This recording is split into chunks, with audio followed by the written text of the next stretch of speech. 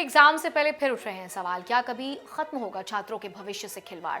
देश भर के लाखों छात्र एक बार फिर नीट परीक्षा की तैयारी में जुटे हैं, लेकिन परीक्षा से ठीक पहले सामने आई कुछ खबरों ने छात्रों और अभिभावकों को फिर से चिंता में डाल दिया है। एक तरफ नीट पेपर लीक सामने आई और जांच चल रही है, सीबीआई और एसआईटी की निगरानी में परीक्षा कराने की तैयारी हो रही है। वहीं दूसरी तरफ कुछ टेलीग्राम चैनलों पर बिना पढ़ाई किए मेडिकल कॉलेज में दाखिला दिलाने और 620 से ज्यादा अंक दिलाने के दावे किए जा रहे हैं। मीडिया रिपोर्ट्स के मुताबिक इन चैनलों पर रीनीट का प्रश्न पत्र उपलब्ध कराने के नाम पर 60,000 से लेकर 1 लाख रुपए तक मांगे जा रहे हैं। वहीं 620 से अधिक अंक दिलाने के लिए 20 लाख रुपए तक की डिमांड की जा रही है।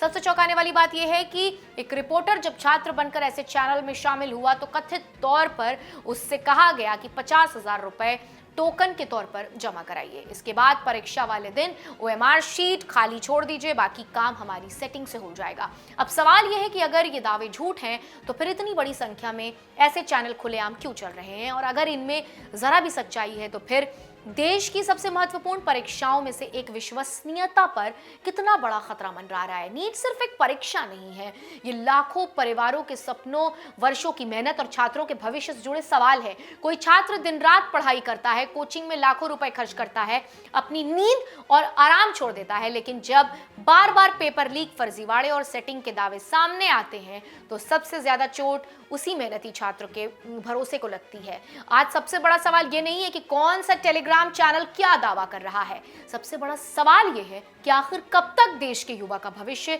ऐसे गिरोहों और अफवाहों के बीच फंसा रहेगा।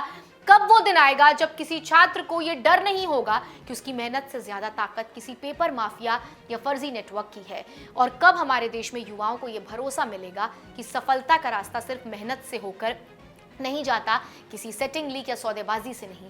नीट सिर्फ एक प्रवेश परीक्षा नहीं है, बल्कि देश के लाखों युवाओं के सपनों का आधार है।